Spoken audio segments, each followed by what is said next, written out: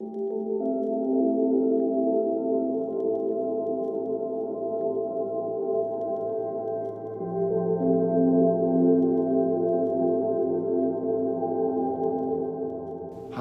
I'm Jim Steele. Today I'll be reading from Just Across the Way.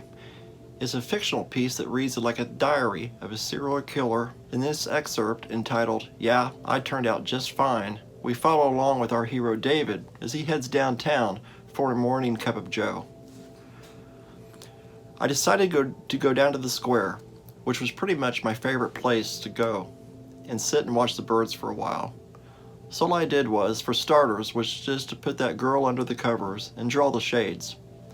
I figured nobody could see up on my floor anyway, especially if they weren't looking. After I got her all nice and tucked in, I went and took a quick shower and shave and then put on a pair of slacks and a sport coat. I locked the door and started down the hallway towards the elevator. My building went up in 1920-something, and so it had an elevator, but also all the throwbacks from the late 1800s. For instance, the hallways were very long and narrow and had that dark wood paneling that goes up about 4 feet on the wall, and then kind of a textured plaster above that. Up on the ceiling, there was more plaster, except this was all shaped and carved up and painted all these wonderful colors. And it had these big circles. Well, inside the middle of the circles hung chandeliers, and even though they weren't expensive ones, they still looked nice. Even still, with all the little diamond pieces of cut glass and the out-of-date light bulbs, they gave off a spooky kind of light that kind of played tricks with the painted ceiling. The fourth floor garbage hatch was about halfway down the hallway. It had a heavy cast iron door, spring-loaded to shut tight, and there was a steep slide of it inside. At some point, my chute joined up with all the others and emptied into a huge dumpster in the basement. The best drop-off point for anything that you wanted to get down to the dumpsters quickly and without having to take too many turns and twists and maybe get jammed up was off the third floor. But you don't find out important information like that until the building super leaves a note on your door saying that your trash fell off the chute and is lying around all busted up all over the basement floor. I rode the rickety two-person elevator down to the lobby and then outside into the mid-morning hustle of my street. I started walking east, and the Union was only about 5 blocks up, so I enjoyed my walk. I felt better that day than I had in a long time, and figured when I got down to the street vendors, I'd get a cup of coffee and go sit at one of those tables with the umbrellas that I liked. Along the way, especially when you're walking, you pick up the cadence and everything that makes the city alive. But you have to listen for it. The streets of San Francisco, and any big city for that matter, all have their sounds and a feel that is unique to that place. In my city, the trolleys and taxicabs made up the bulk of the hum of the pavement. And if you listened close enough, you could hear and even feel the electricity coming up from the streets. As I made my way downtown, I remembered that there was a dead girl up at my apartment. And even though I decided I wasn't going to let that ruin my morning, I also started replaying the ways and means of how I was going to get away with this. Ultimately, the trick would be just to blend in and not ever leave a trace. I recalled a case way back in '79, way the hell over in Texas, and it was on Halloween of that year. Anyhow, they found this bitch, obviously dead, and all she had on was a pair of orange socks. To make a very long and boring story short, that pair of socks, it was all that she had on. I mean, she's laying there, all rolled over and dead, and wearing nothing but a goddamn pair of orange socks. So, they named her Orange Socks. Later, some guy got picked up for killing her by choking her out, and he got convicted and got the death penalty. But they never figured out who the girl was, and that's the part that didn't make any sense.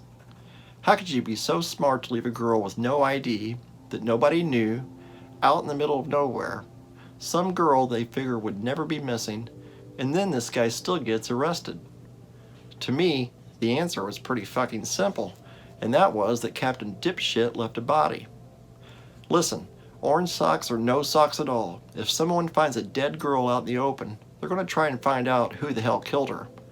So I knew that blending in meant that I was never suspect of anything, and that I never left anything that might look suspect. As an example, A dead body out on the streets wouldn't go over too well. I began to think of some stuff and remembered about my building and the whole garbage chute thing, how it was set up. For some reason, and who the fuck knows why, the garbage hatch on the 3rd floor followed a straight line downward and was the widest of them all. Every other garbage chute in the building either emptied into that one from the 3rd floor or took some convoluted pathway of its own to get to the basement.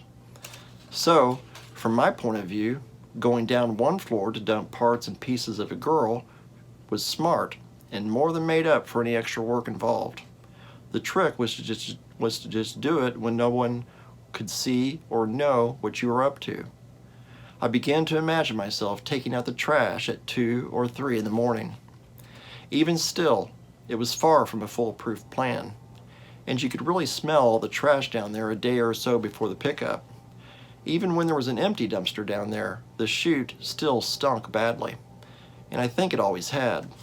In fact, how could it not stink?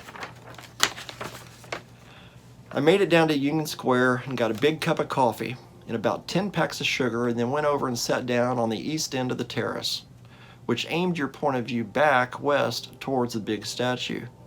They still had the Christmas decorations up, and that was kind of nice, but sort of annoying all at once. Almost like you're stuck between the festive holidays and rainy old January. I found a table and chair that wasn't covered in bird shit, and sat down and kind of kicked up my feet on the other chair, and just sat there and went through some of this stuff in my mind. From my point of view, the whole thing came down to pure science, which is what the authorities went off of anyhow. Simple math, just very basic things. And if you followed a couple guidelines, I saw no good way of being caught in the crosshairs. When talking about murder, the successful ones always have. They always have 2 things in common.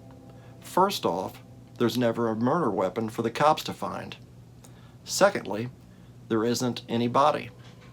Without these 2 things, you can have a shitload of what they call circumstantial evidence and still not be directly linked to an incident. Again, pretty simple from my point of view.